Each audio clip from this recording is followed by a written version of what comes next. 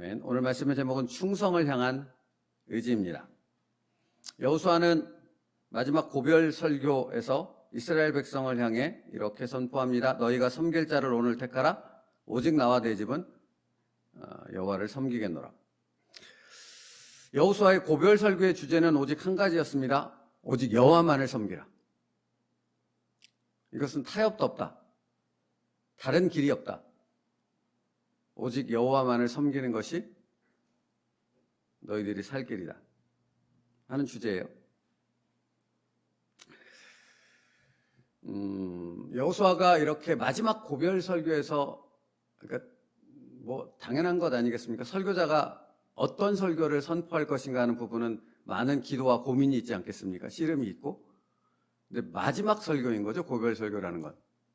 이제 더 이상 여호수아는 이스라엘 백성들 앞에 리더자로서 말씀을 선포하는 자의 위치에 서지 않고 이제 마지막으로 이것을 정리하는, 그 사역을 정리하는 그런 설교라는 의미입니다. 근데 그 설교의 제목이 오직 여호와만을 섬기라 인 것입니다. 그러니까 굉장히 의미가 있고 중요한 거라는 뜻이겠죠.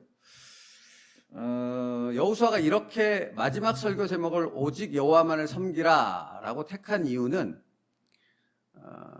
이스라엘 백성들이 살아왔던 지난 과거 속에서 이스라엘 백성들이 행했던 어떤 태도와 연관이 있는 것입니다. 특별히 어떤 태도를 지적하라고, 어떤 부분을 지적하라고 한다면 출애굽기에 이스라엘 백성이 광야에서 모세가 시내산에 올라가서 십계명을 받을 때 모세가 한참 시간이 흘렀는데도 안 내려오잖아요. 그래서 이스라엘 백성들의 생각에 모세는 죽었구나. 그러니까 이제 우리를 이끌어갈 신을 우리가 만들자 해서 아론을 부추겨가지고 금송아지를 만들지 않습니까? 근데 금송아지를 만들고 그 금송아지를 향해 이제 그들이 가지고 있는 그 종교적인 지식이 있잖아요. 그들의 종교적인 지식은 어디서 나왔습니까? 애굽에서 나온 것이에요. 애굽에서 봤던, 애굽이 오만 잡신들을, 우상들을 숭배하며 그들이 행했던 어떤 그 미신을 섬기던 제의들, 그런 행위들을 그들은 봤거든요. 그러니까 금송아지를 딱 만들어 놓고 자신들이 알고 있는 그 지식적인 기반을 갖고 그 금송아지 앞에서 왜 우상 숭배를 하는 우상 숭배자들이 하는 것처럼 춤추고 자신의 그 몸을 해하고 온갖 여러 가지 행위들 있잖아요. 그래서 그런 행위들을 그 금송아지 앞에서 행하고 있었던 것입니다. 바로 그때 모세가 내려왔죠. 성경에 보면 그런 행위들이 막 최고조에 이르렀을 때 모세가 드디어 뭘 하나 들고 내려왔습니다. 뭐죠? 십계명, 돌판으로 새겨진 하나님이 새겨주신 십계명, 그것을 가지고 내려왔습니다. 모세가 정말 감격에 의해 그 어떤 벅찬 감격의 마음을 갖고 내려오지 않았겠습니까? 이게 뭡니까 지금 가지고 내려온 게?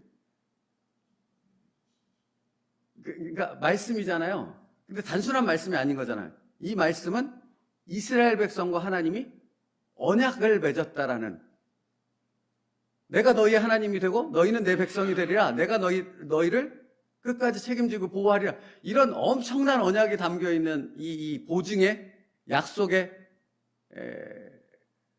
뭐 계약서라고 해야 될까? 그런 엄청난 상징을 갖고 있는 이 법궤의 말씀을, 그 십계명의 말씀을 갖고 내려온 거 아닙니까?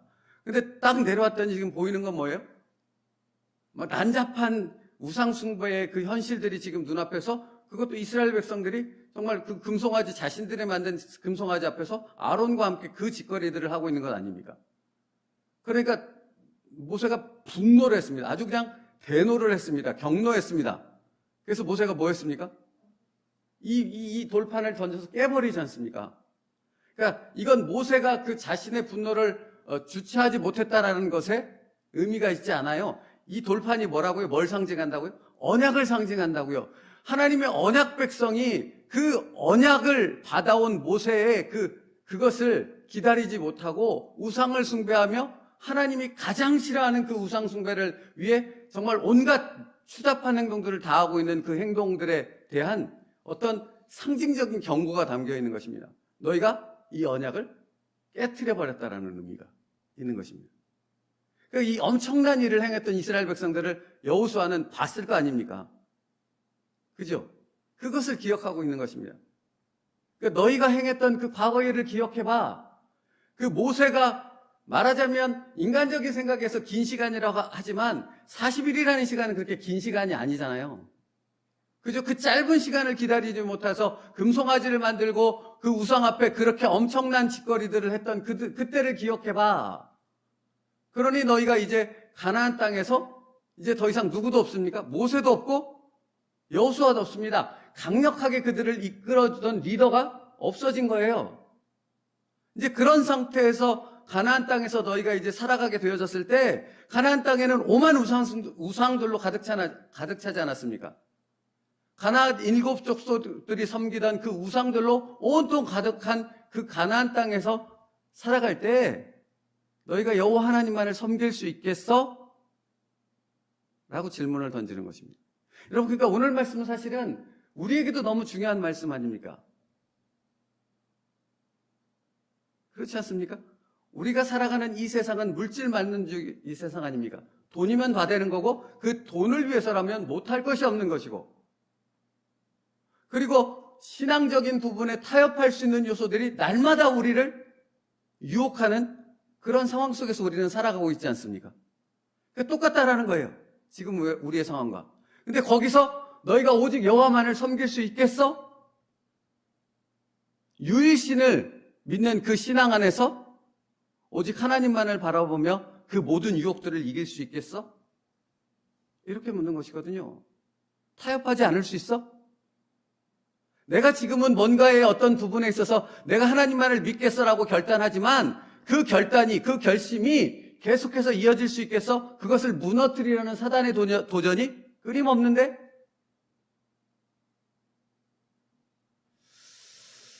그래서 오늘 본문 바로 앞절이에요. 14절. 오늘은 요 24장 말씀의 몇 절들을 계속 읽어 나갈 겁니다. 14절을 같이 읽을게요. 그래서 이렇게 말하는 것입니다. 14절 같이 읽을게요. 시작. 그러므로 이제는 여호와를 경외하며 온전함과 진실함으로 그를 섬기라. 너희의 조상들이 강 저쪽과 애굽에서 섬기던 신들을 치워버리고 여호와만을 섬기라. 그러니까 분명히 지적하는 것이잖아요. 강 저쪽과 애굽에서 섬기던 신들을 치워버리고 여호와만을 섬기라. 거기에는 이제는 여호와를 경외하며 온전함과 진실함으로 그를 섬기라라고 표현하고 있는 것입니다. 그러니까 정확히 그 금송아지 우상 숭배를 지적하며 그때의 부분을 너희가 그렇게도 쉽게 너희의 조상들이 넘어가 버렸는데 너희는 안 그럴 수 있겠느냐? 그러니까 사실은 그럴 수 없음에 대한 부분을 너희는 마음에 기억해야 된다는 겁니다. 여러분, 우리는 이 모든 세상 유혹, 여러분의 삶 가운데 어제도 있었고 그제도 있었고 오늘도 있을 그 수많은 유혹들을 나는 내 힘으로 이길 수 없다는 것을 기억하라는 것입니다. 사실은 없다. 없기 때문에 하나님이 뭘 주셨어요? 말씀을 주셨잖아요. 없기 때문에 말씀을 주셨다고요. 그러므로 말씀을 의지하여 그것을 이겨나갈 수 있다라는 거죠. 그래서 사실은 말씀을 의지하기 때문에 오늘 말씀의 제목이 충성을 향한 의지인 것이고, 오늘 말씀의 시작이 어떻게 시작됩니까? 의지는 사람의 전인격적인 행위입니다라고 말하는 것입니다. 말씀을 붙잡고서야만 이길 수 있으니까.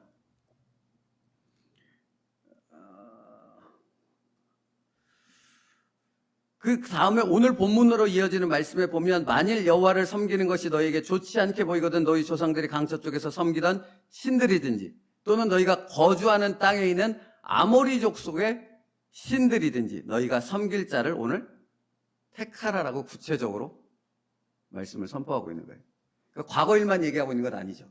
오늘 아모리 족속이 섬기는 우상이라고 말하지 않습니까? 그러니까 너희 눈앞에 지금 우상 숭배는 가득해.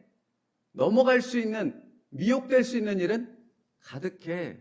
너희가 오늘 여호와를 섬기겠다, 말씀 안에 서야 된다는 것을 잊어버리는 순간 언제든지 그렇게 될 수 있어 라고 말하고 있는 것입니다. 여호수아의 이러한 어느 면에서 보면 경고에 가까운 이 설교를 이스라엘 백성들이 듣고 어떻게 반응했는가? 16절부터 18절이요. 같이 읽을게요. 16절부터 18절이요. 같이 읽겠습니다. 시작. 백성이 대답하여 이르되 우리가 결단코 여호와를 버리고 다른 신들을 섬기기를 하지 아니하오리니 이는 우리 하나님 여호와께서 친히 우리와 우리 조상들을 인도하여 애굽 땅 종되었던 집에서 올라오게 하시고 우리 목전에서 그 큰 이적들을 행하시고 우리가 행한 모든 길과 우리가 지나온 모든 백성들 중에서 우리를 보호하셨음이며 여호와께서 또 모든 백성들과 이 땅에 거주하던 아모리 족속을 우리 앞에서 쫓아내셨음이라. 그러므로 우리도 여호와를 섬기리니 그는 우리 하나님이심이니이다 하니라. 네. 여러분, 이게 말씀을 제가 읽고자 했던 의미를 설명드릴게요.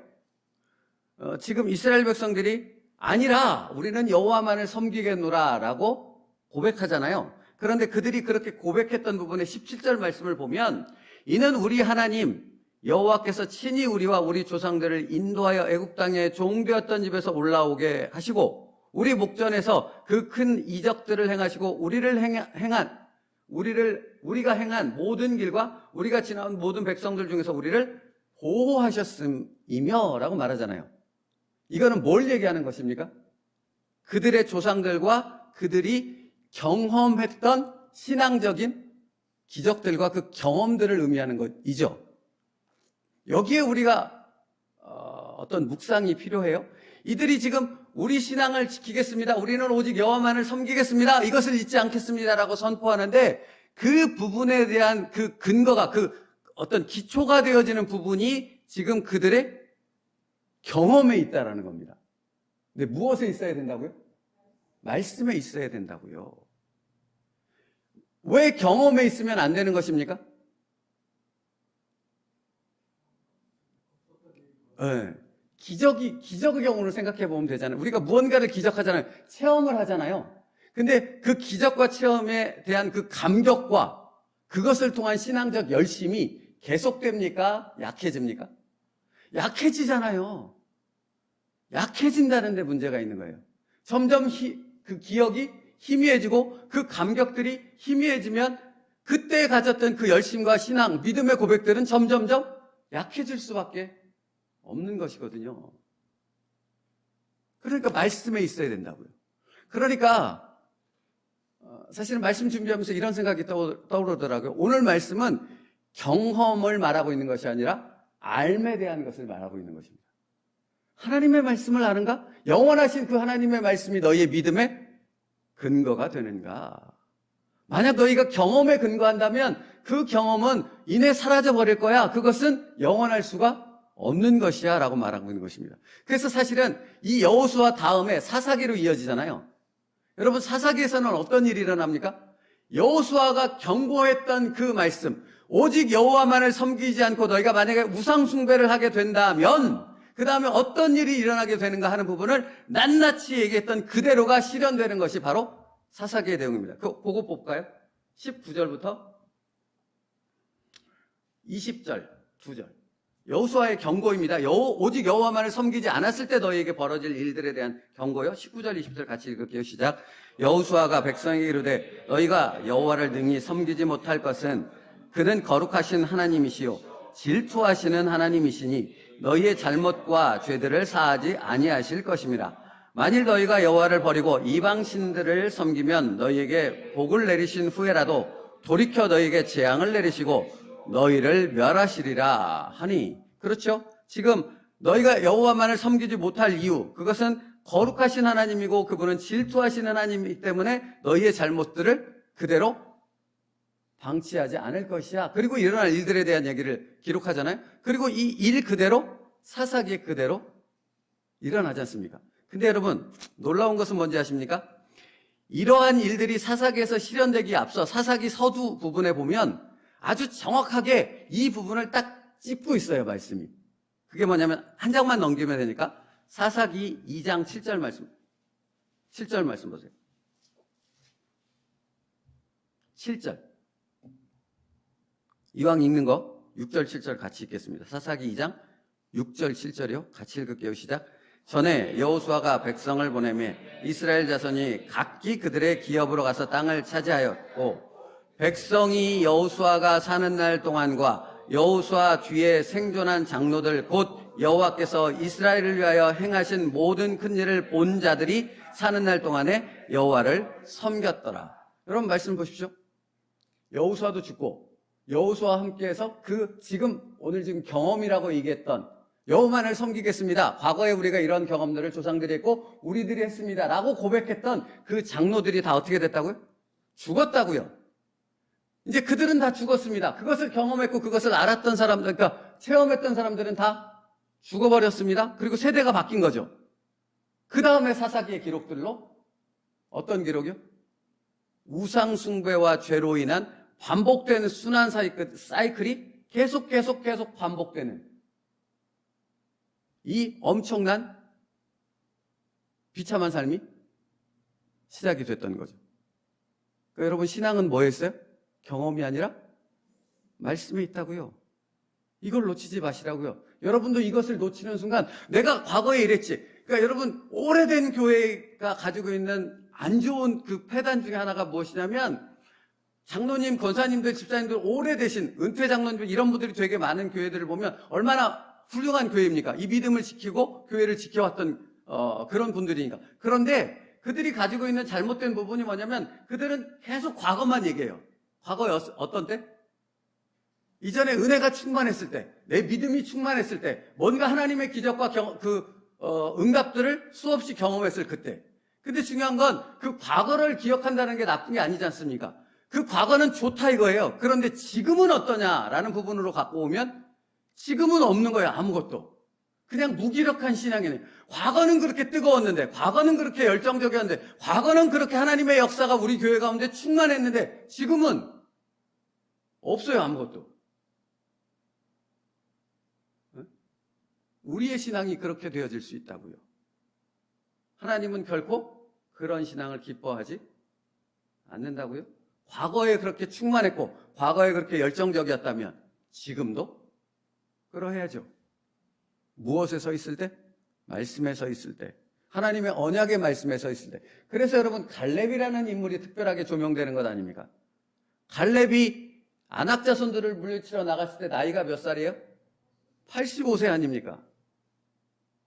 85세 맞지 않나요? 80세인가요? 하여튼 뭐. 네.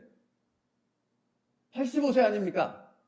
그 나이에 나아가서 언약의 말씀을 의지해서 가장 강력한 족속들을 쫓아내고 그 땅을 정복하지 않습니까? 그러니까 그것은 힘에 있지 않다라는 거예요. 경험에 있지 않다라는 거예요. 뭐에 있는 거예요? 언약의 말씀의 능력에 있다라는 거예요. 그 말씀을 붙잡으면 85세의 노인에게도 지금 하나님의 은혜가 충만하고 지금 하나님의 역사를 기대하는 믿음의 순종의 담대한 모습이 나올 수 있다라는 것입니다. 이게 의지를 말하는 거예요. 단순한 당신의 의지가 있는가를 오늘 묻고 있지 않다라는 거예요. 하나님의 언약의 말씀을 붙잡는 그 분명한 믿음 가운데 나타나는 의지가 실현되고 있는가? 라고요. 그래서 이제 다시 여호수아로 넘어갈게요. 24장. 그래서 읽고 싶은 말씀이 있어요. 25절부터 27절. 아까 24장 25절부터 27절. 그래서 이 말씀이 여기 기록되어 있는 거예요. 25절부터 27절까지의 말씀이요. 같이 읽을게요. 시작. 그날에 여호수아가 세겜에서 백성과 더불어 언약을 맺고 그들을 위하여 율례와 법도를 제정하였더라. 여호수아가 이 모든 말씀을 하나님의 율법책에 기록하고 큰 돌을 가져다가 거기 여호와의 성소 곁에 있는 상수리 나무 아래 세우고 모든 백성에게 이르되 보라 이 돌이 우리에게 증거가 되리니 이는 여호와께서 우리에게 하신 모든 말씀을 이 돌이 들었음이니라. 그런즉 너희가 너희의 하나님을 부인하지 못하도록 이 돌이 증거가 되리라 하고. 여러분 여기서 놓치지 말아야 될 여러분의 그 초점이 돌에 있어요? 말씀에 있어요?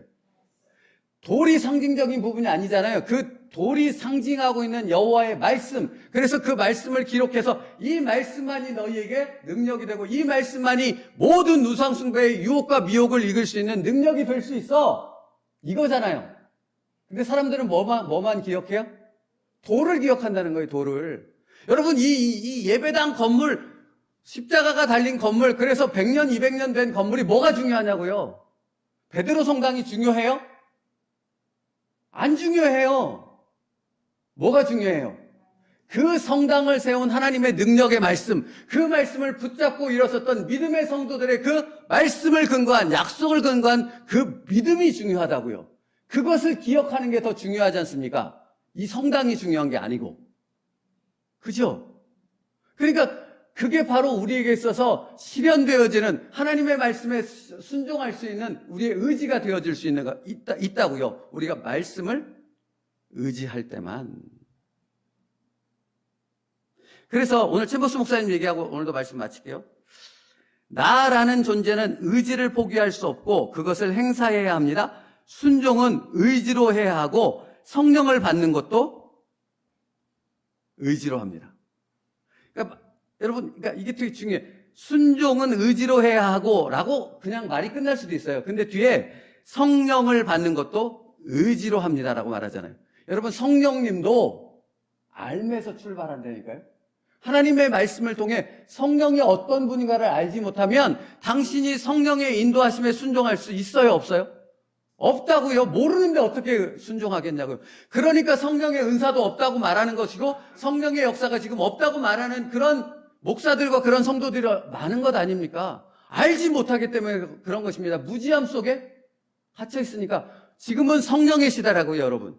성경은 분명히 지금은 성령의 시대라고 말씀하고 있습니다. 그러면 성령을 알지 못하는데 그 성령의 시대에 성령의 뜻을 따라 순종한다는 것이 되겠냐고요.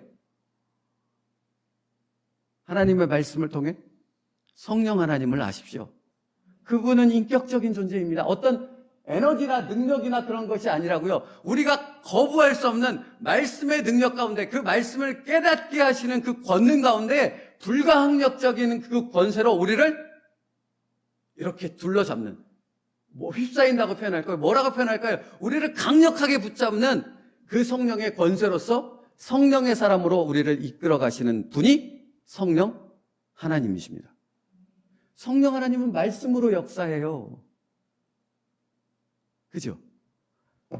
시간이 다 됐습니다. 이 뒤에 챔버스 목사님이 얘기하는 것 또 읽어보십시오. 제가 이거 자주 권하지 않습니까? 그러니까 새벽이라 짧아서 다 설명하지 못하는데 이 뒷부분의 말씀도 여러분이 이렇게 그 묵상함을 통해 내 신앙 가운데 어떻게 이 세상의 수많은 유혹들을 이겨나가며 내가 말씀 안에서 굳건히 설 수 있는가를 계속해서 그 탁월한 표현력을 통해서 설명해 주고 있습니다. 여러분, 오늘도 이 세상은 우리를 미혹시키려 할 것입니다. 그때 무엇으로 이기신다고요? 말씀으로. 그러니까 말씀을 붙잡고 말씀을 여기 마음판에 새기고 말씀을 우리 손에 붙이고 살라고 말씀하시잖아요. 그 말씀 안에서 오늘도 승리하며 오직 여호와만을 섬길 수 있는 그런 믿음의 의지가 하나님 앞에 산제사로 드려질 수 있는 저와 여러분의 삶 될 수 있기를 축복합니다. 기도하겠습니다. 살아계신 하나님, 오늘도 세상 가운데 살아가지만 그 세상 속에서 여호와 하나님만을 믿는 믿음의 신앙의 빛을 바라며 살아가야 될 그리스도인이 바로 나인 줄 믿습니다. 그러므로 여호와의 언약의 말씀 안에서 그 말씀의 능력을 힘입어 성령의 인도하심에 순종함을 통해 우리의 의지적인 순종을 통해 그 살아계신 하나님을 선포할 수 있는 믿음의 삶이 오늘 우리에게 있게 하여 주시옵소서. 그러므로 여호수아가 오직 여호와 하나님만을 섬기겠노라고 나와 우리의 가정은 선택했노라 고백했던 것처럼 나와 우리의 가정이 오직 하나님만을 섬기는 믿음의 알매 그 축복을 누리는 하나님의 믿음의 가정들 되게 하여 주시옵소서. 예수님의 이름으로 기도 올려옵나이다. 아멘. 우리 찬송가